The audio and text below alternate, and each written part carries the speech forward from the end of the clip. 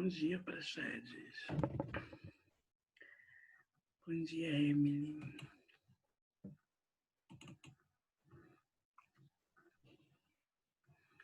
Bom dia, bom dia, bom dia. Praxedes, me ajuda aí, por favor. Vê se eu acabei essas primeiras aí. Estão com o livro aí? Hoje eu vim para fazer o que eu não fiz, né? Vocês estão sabendo por causa dos 3 tempos, né?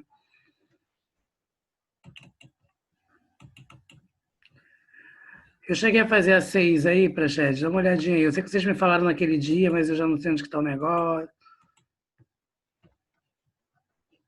Gente, me respondam aí, por favor, acordem.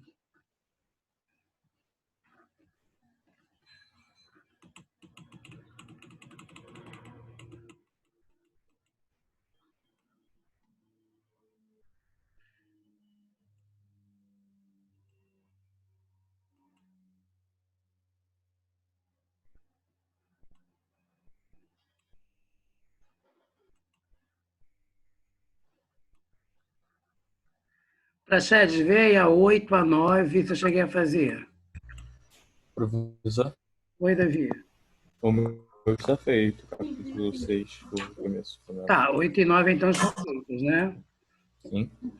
Vamos lá, confere aí comigo, Davi. Vamos checar tudo aqui, porque hoje eu tenho as aulas eu tenho que fazer o que eu não fiz. Então vamos lá.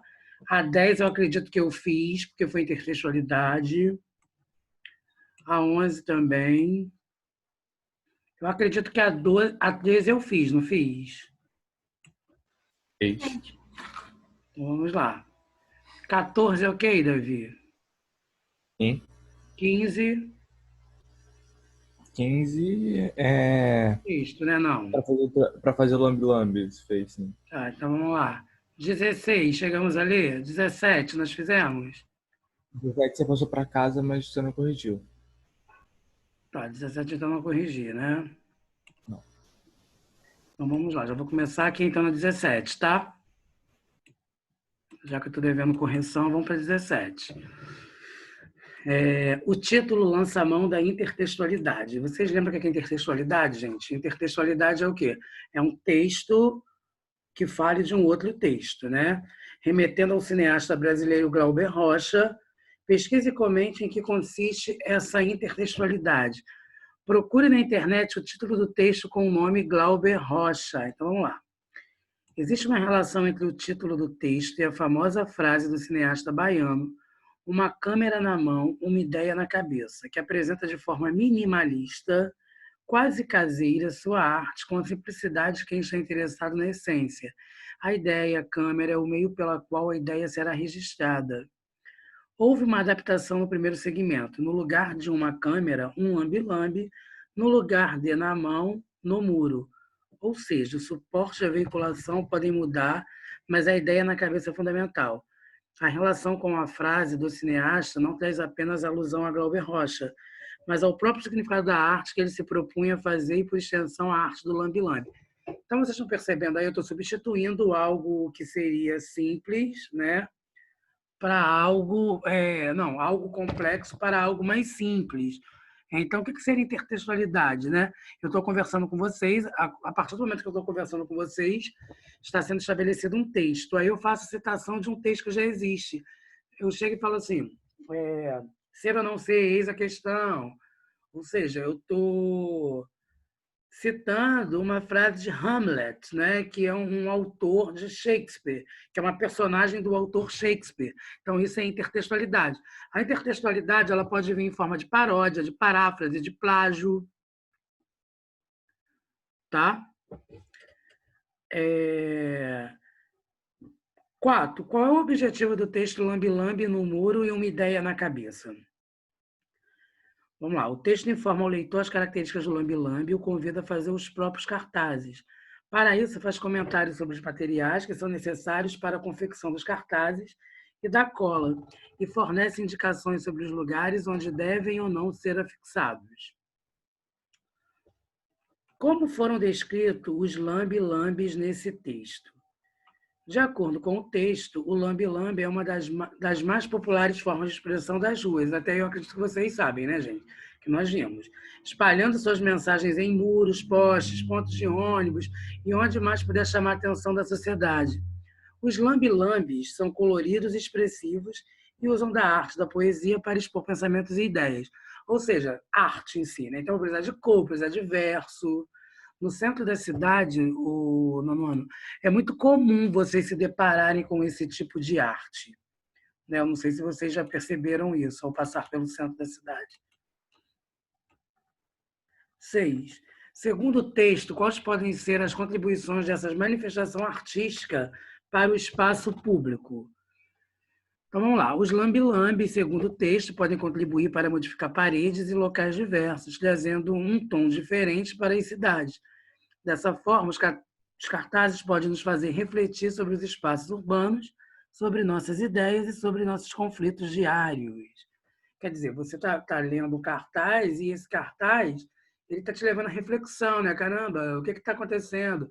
É que está sendo passada uma mensagem que vai fazer você refletir sobre algum assunto, algum tema. Já que os lambe-lambes realizam intervenções no espaço urbano, quais cuidados devem ser tomados na colagem dos cartazes? A essência do lambe-lambe é interferir na paisagem urbana, ou seja, a gente então tem que estar na cidade, né? Provocando o olhar e promovendo reflexões. Contudo, é a mesma coisa que né? Mas nem todos os lugares são propícios ou adequados para a colagem. Portanto, devem ser priorizados espaços como lixeiras, tapumes, postes, etc.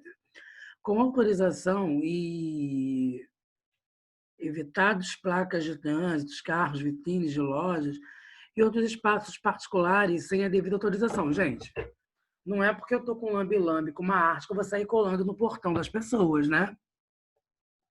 É interessante notar assim que o lambe-lambe pode ser um fator de reflexão e provocação, mas também novo motivo de conflitos na cidade. Logo, quem pratica essa arte precisa ter consciência e responsabilidade, ou seja, eu estou escrevendo um texto. Esse texto ele vai transmitir uma mensagem. Como que essa mensagem vai ser transmitida para alguém? Porque cada um vai interpretar de uma forma.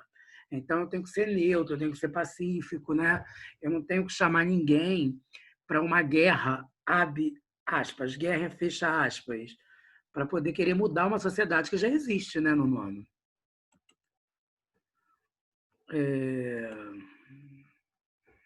Não está dando para ver qual é a página no compartilhamento, não. 17.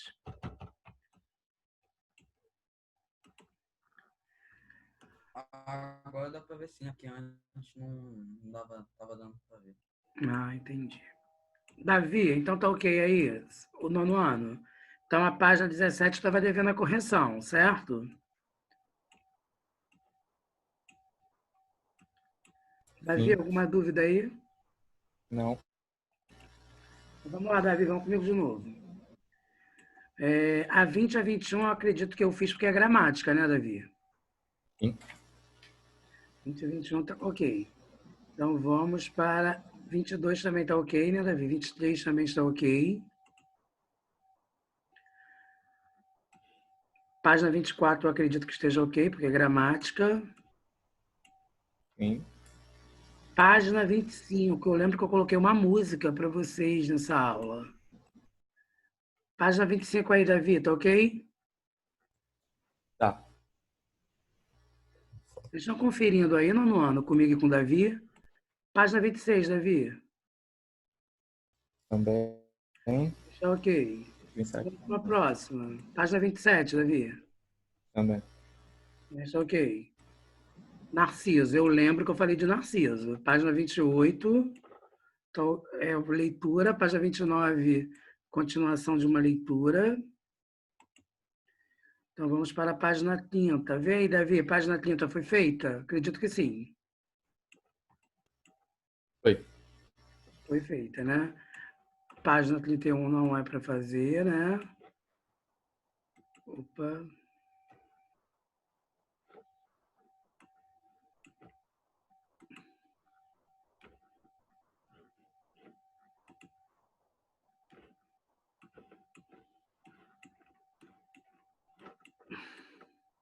Página 34, hein, turma? Vamos lá. 34 é texto. 35 também é texto.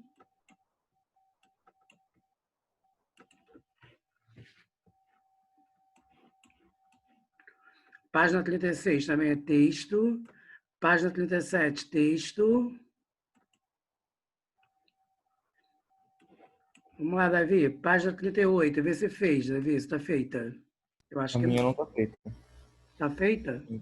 38 e nem 39. Não, né? Não está. Não está. Então vamos lá. Eu acredito que essa eu não passei. Eu não lembro dessa página.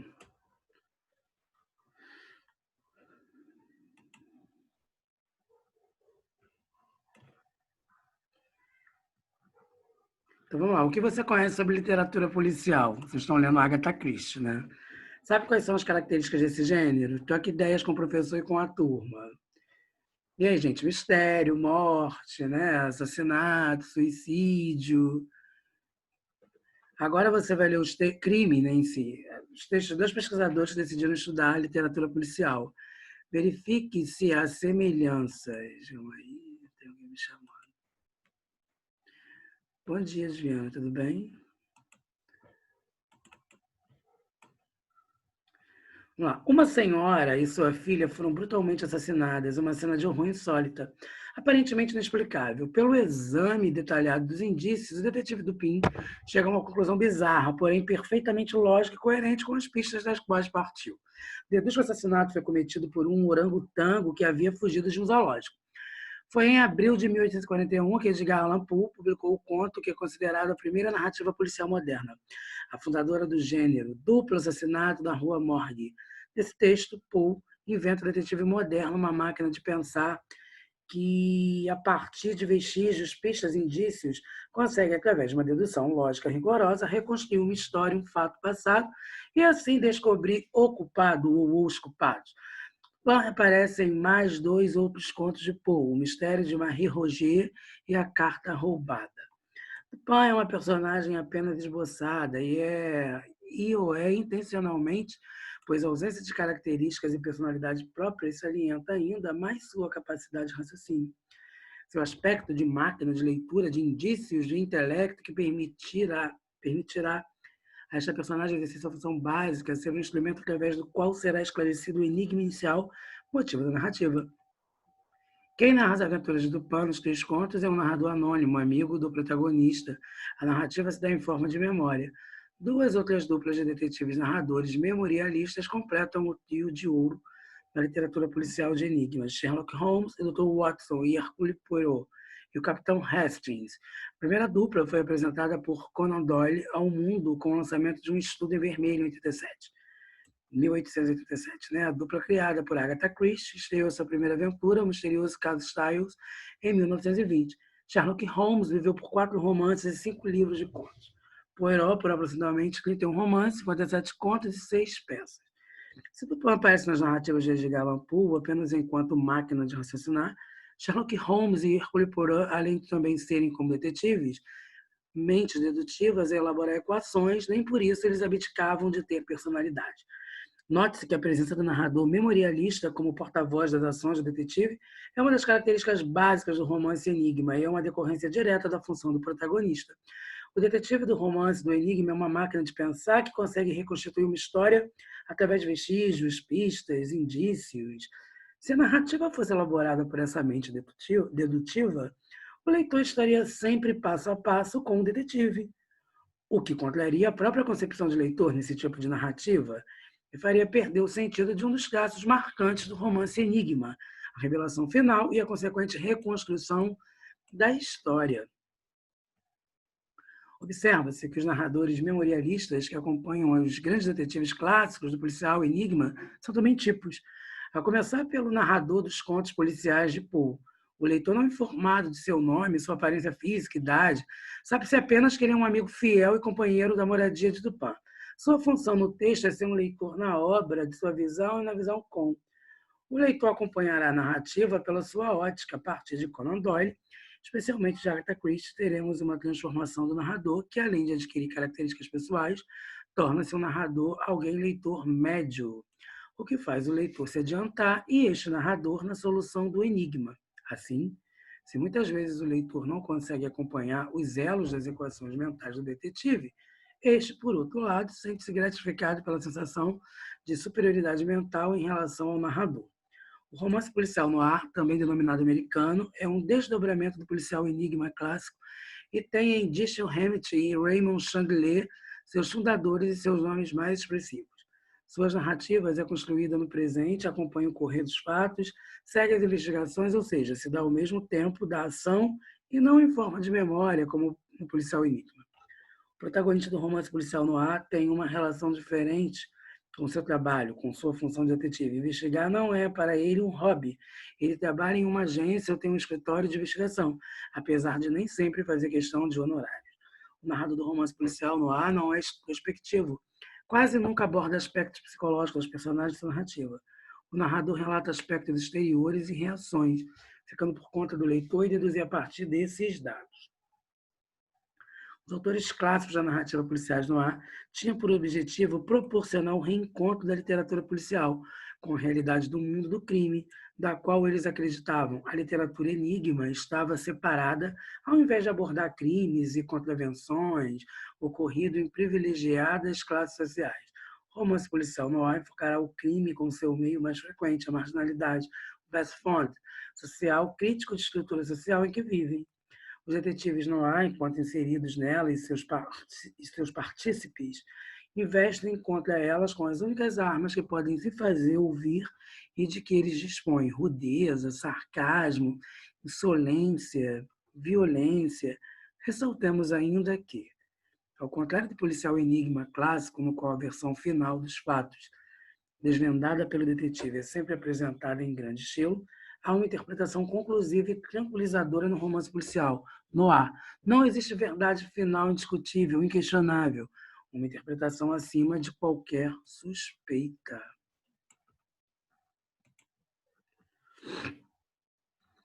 Então vamos lá, gente. Página 38, né?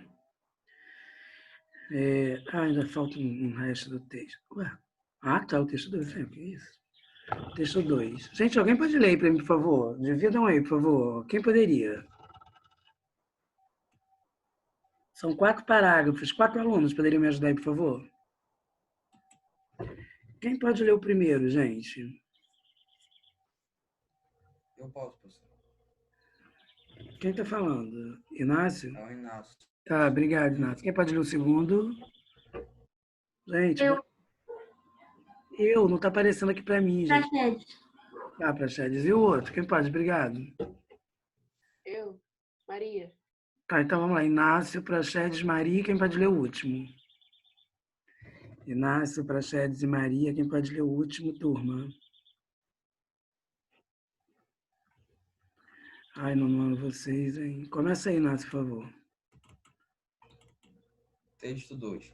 No início de 1945, o crítico norte-americano Edmund Wilson sentenciou: os leitores de histórias policiais sentem culpa, estão sempre na defensiva.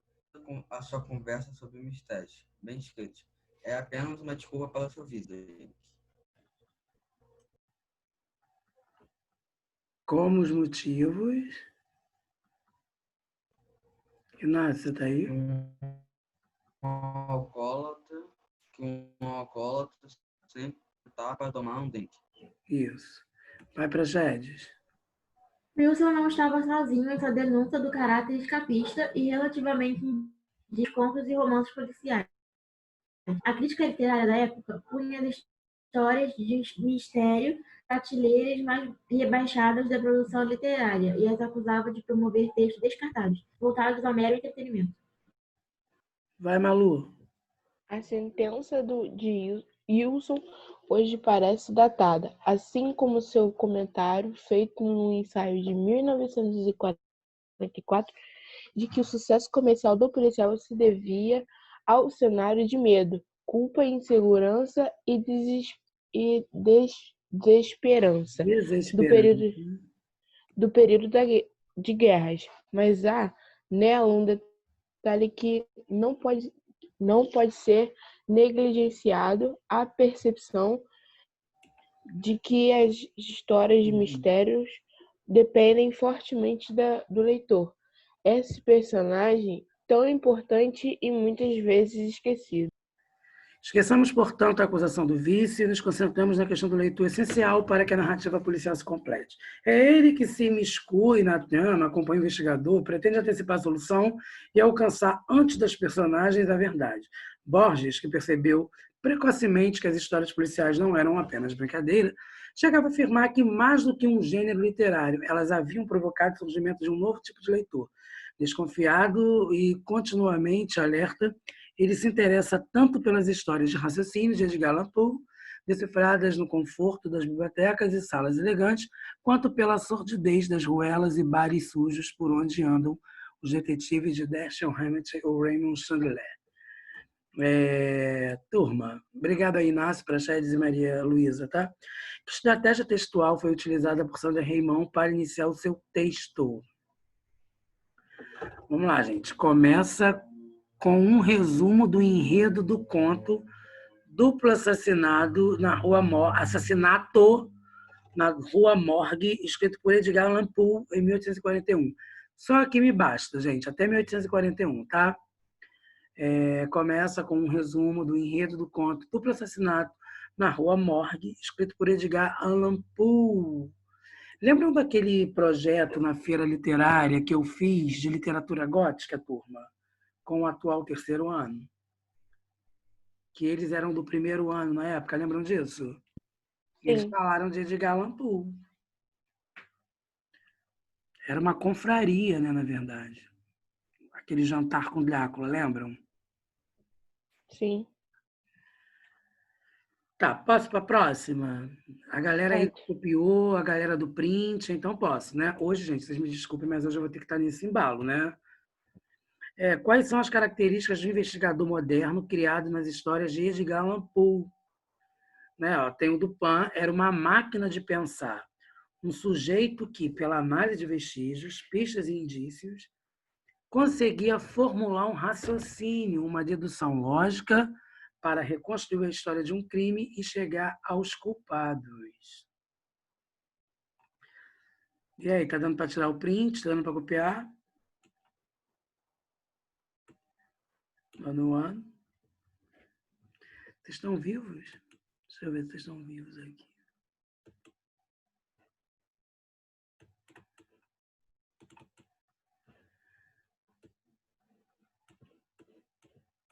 Vamos para 5, hein? De acordo com o texto, por que as mais famosas narrativas policiais de Enigma se estruturavam como memórias de personagens secundárias? De acordo com a autora, isso ocorria porque as narrativas policiais de Enigma estavam centradas na capacidade de raciocínio e de intelecto dos investigadores e detetives. Gente, é uma verdade, eu sempre falo isso para vocês. Não tem como.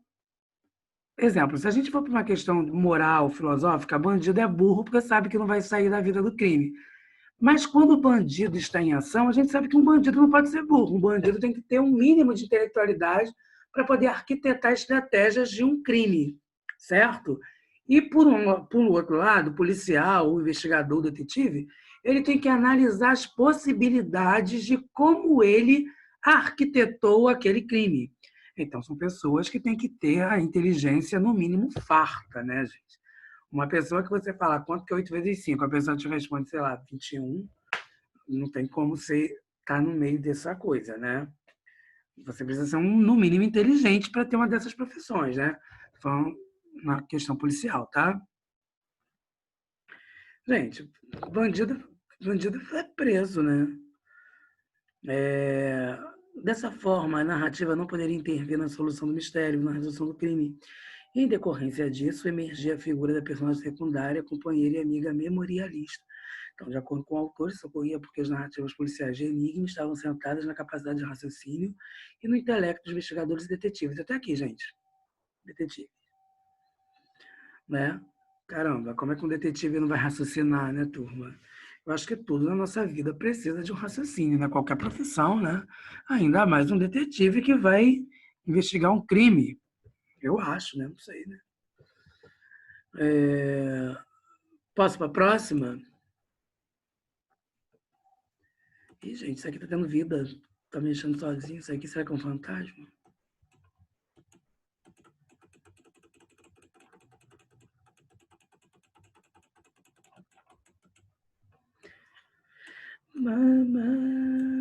6. Com relação ao gênero policial, a narrativas de enigma e narrativas noir sobre esse assunto, assinale as afirmações a seguir. V para o que for verdadeiro e F para o que for falso.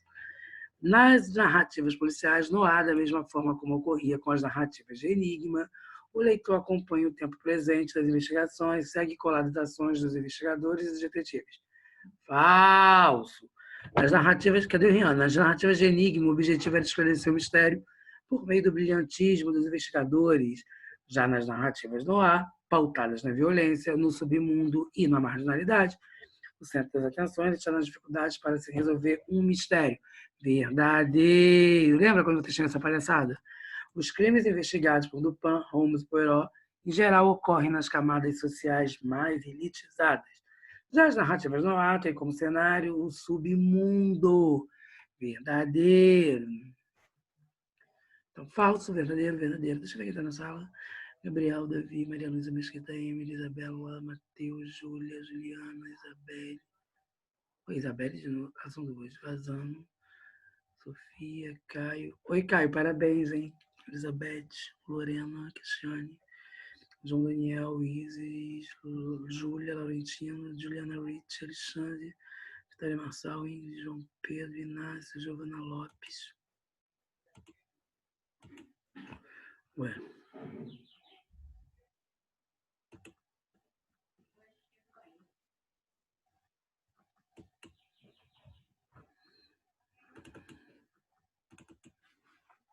O texto de Júlio Pimentel Pinto faz referência a 2 comentários do crítico Edmund Wilson, 1895, sobre literatura policial. Que comentários são esses? Então, olha só. De acordo com o Edmund... Oi? Posso falar minha resposta? Pode. Eu coloquei assim, são comentários feitos por ledores que demonstravam que se sentiam causadores pelo seu interesse e permaneciam na proteção. Pelo seu interesse, no caso, seriam culpados, né? Eu estou interessado, então... Sim. Entendi. Ok. Mais alguém?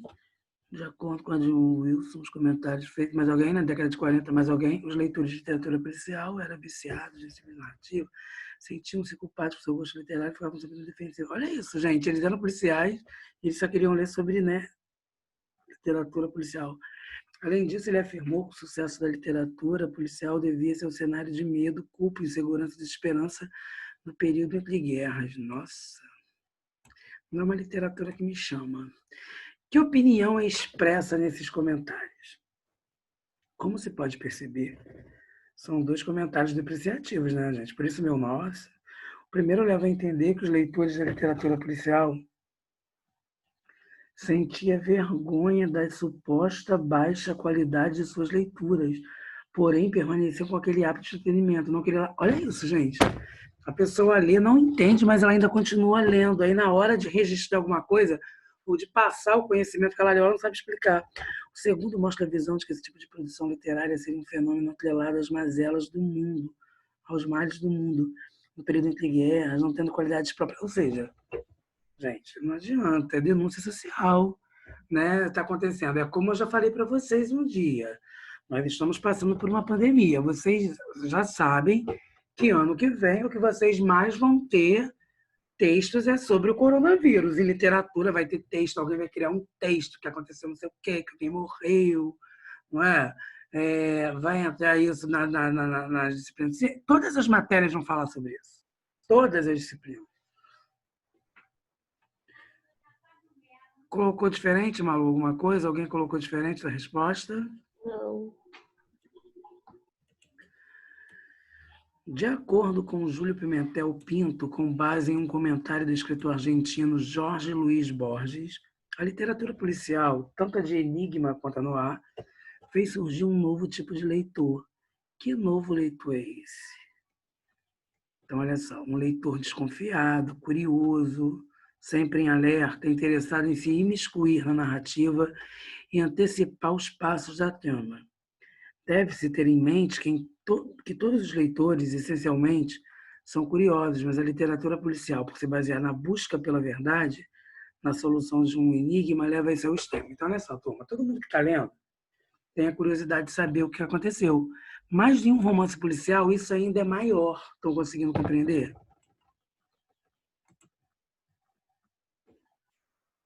Davi, vamos comigo? Davi? Opa, fala.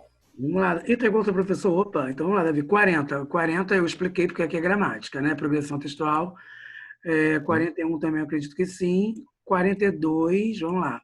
43, Davi, vê se eu fiz. Eu acredito que sim. Ah, pra mim não tá feito, mas não tenho certeza. Calma aí. Tá feito ou não tá feito? Nono Pra ano? mim não está feito. Tá, Davi não está feito. Ô, nono ano, dê uma checada aí para mim, por favor. Vejam se eu fiz a página 43, por gentileza. Professor, Professor, eu você fiz, não, só que não fez. tem que fazer trabalho de casa. Aí eu acabei adiantando. Tá, não fiz, né? Então eu não fiz, então ela vai ter que ser feita. Tá, então entendi. Vamos começar agora. Não está feita, né? Então, Não. vamos lá.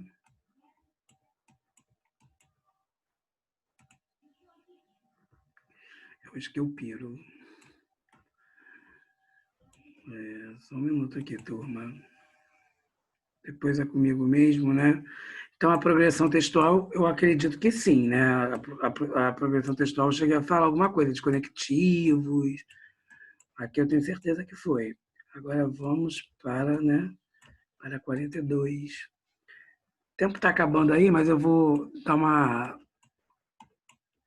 estendida aqui, tá, turma?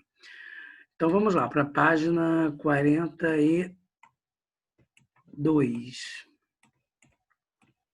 Ainda falando em enigma, né, gente? É o romance Ventos do Oeste, de Luiz Alfredo Garcia Rosa. Olha, Garcia Rosa, falecido. Perda. Arrentos hermanos. Uma coisa voltava com impiedosa insistência e regularidade ao espírito de Spinoza. A convicção de que episódios como o do rapaz era o que quebrava a monotonia de sua atividade de delegado, cada vez mais tomada por tarefas burocráticas. A imagem do policial como investigador de crimes e captor de bandidos correspondia cada vez menos ao cotidiano da delegacia de polícia. Num país marcado por tamanha desigualdade, a função da polícia não pode ser outra senão impedir o terceiro mundo de invadir o primeiro. Spinoza sabia disso. Alguns poucos, como ele também sabiam, os demais eram tão marginais quanto os que eles prendiam. Agrediam e achacavam. Nesse panorama, a história de um homem ameaçado de se tornar assassino pela predição de um adivinho era sem dúvida diferente. O resto da manhã transcorreu em meio a ofícios, memorandos e processos. Spinoza saiu para almoçar sem escolher previamente o local. Poderia ser um restaurante, um balcão de comida aquilo, ou o McDonald's. Qualquer das três escolhas poderia ser feita num raio das duas quadras. Uma névoa fina filtrava e difundia a luz do sol, produzindo uma luminosidade intensa e homogênea. Os prédios, as árvores, as pessoas e os objetos ficavam incrivelmente nítidos, fortemente iluminados, mas sem sombras. Aquilo chamava a atenção de Spinoza da mesma forma que o pequeno detalhe do homem com os sapatos limpos e engraxado e o outro empoeirado e maltratado. Na verdade, o segundo fato era para ele mais notável do que o primeiro porque envolvia uma história, coisa que os fatos naturais não envolvem. Porque uma pessoa teria um pé do calçado perfeitamente limpo, enquanto o outro se apresentava descuidado? Não era. Pensava enquanto caminhava e ultrapassava os limites das escolhas possíveis do almoço. Não era e não podia ser porque a pessoa tivesse pisado numa poça de lama ou enfiado o pé num monte de entulho. O sapato não estava acidentalmente sujo. Estava sistematicamente mal cuidado. Que tipo de pessoa dedica especial atenção a um pé de sapato e deixa seu par degradar-se por falta de cuidados? O enigma não tinha a menor importância para além da própria pessoa prestadora de sapatos, mas era capaz de provocar longas reflexões e até mesmo pequenas insônias em Spinoza. De imediato, provocou a perda de prováveis locais de almoço. Já estava quase na Avenida Atlântica quando voltou sobre seus passos. Depois de algum tempo, viu-se diante de uma mocinha que olhava simpaticamente e perguntava para levar. E, em resposta ao balançar afirmativo de cabeça, enfiava o sanduíche e o milkshake num suco de papel. Num saco de papel. Aqui, gente, aqui tem o ator, né, Domingos Montanher, que faleceu, né, lá no Velho Chico, no Rio, lembra? Devido ao detetive na série da televisão Espinosa, produzida pelo canal GNT em 2015. Quais são as principais características de Espinosa, personagem principal do romance Vento Sudoeste?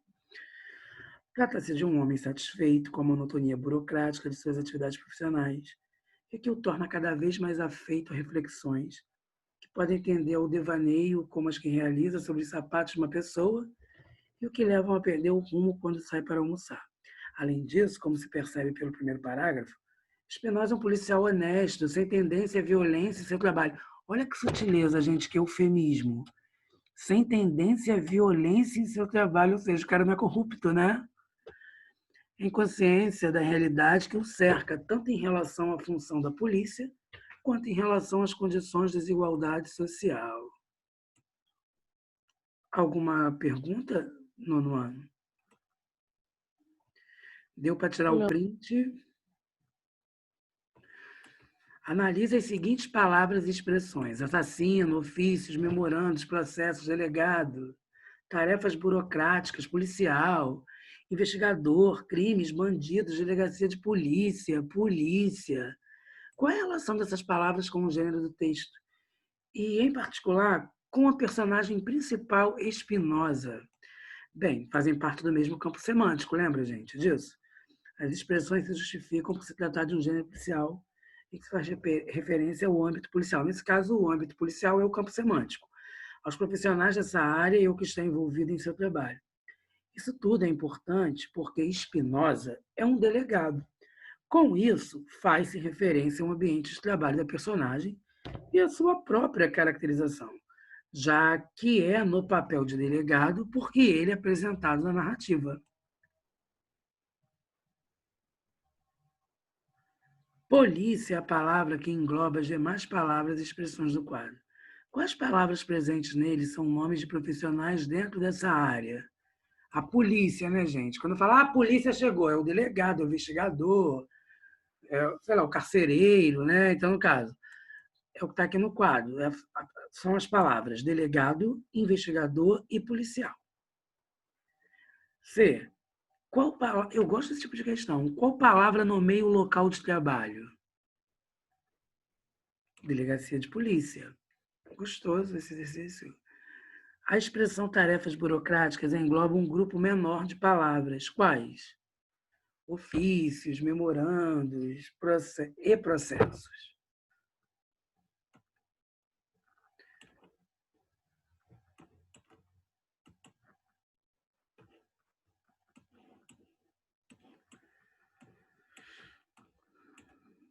Qual é a crítica social que transparece no texto de Luiz Alfredo Garcia Rosa? Então, vamos lá, turma. De acordo com a reflexão da personagem, Espinosa, a imagem do policial investigador e captor de bandidos ficava deturpada em um país como o Brasil, profundamente dividido por desigualdades sociais, o que fazia da polícia um órgão responsável por evitar que os membros do terceiro mundo invadissem o primeiro. O texto está narrado em terceira pessoa. Observe com atenção o segmento abaixo, os segmentos abaixo. Uma coisa voltava com impiedosa insistência e regularidade ao espírito de Spinoza. Nesse panorama, a história de um homem ameaçado de se tornar assassino pela predição de um adivinho era, sem dúvida, diferente. Na verdade, o segundo fato era para ele mais notável do que o primeiro, porque envolvia uma história, coisa que nos fatos naturais não envolve. O narrador é onisciente ou observador, gente? É onisciente, né? Porque ele está dizendo aqui, pois ele não se limita a narrar o que está vendo como se estivesse filmando o que acontece em determinado momento. Pelo contrário, ele sabe de tudo. O que você pode colocar? Onisciente, pois sabe de tudo, né? Revela as informações, que é bem simples a A, né? B, nesse contexto, que efeito produz as expressões sem dúvida e, na verdade, justifique suas respostas. Ambas as expressões poderiam ser retiradas sem prejudicar o sentido dos fragmentos. No entanto, ao serem utilizadas, introduzem um efeito de sentido singular.